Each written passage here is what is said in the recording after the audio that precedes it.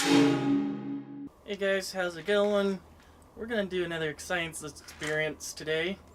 If you have not seen the video that we've done in the past about exploding the A&W and the wild cherry experiment, please check it out today.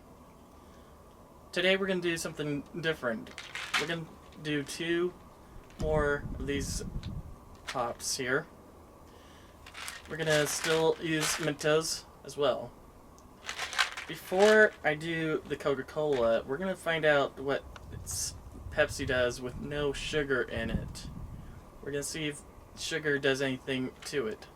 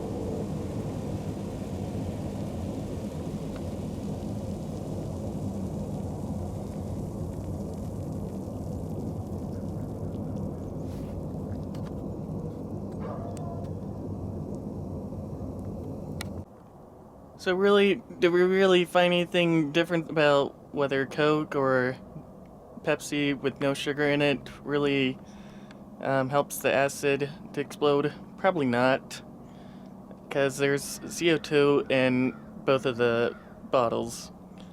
Anyway, if you liked today's video, please click the subscribe button down below, or you can press the like button or comment down below if you want to. See you in the next video.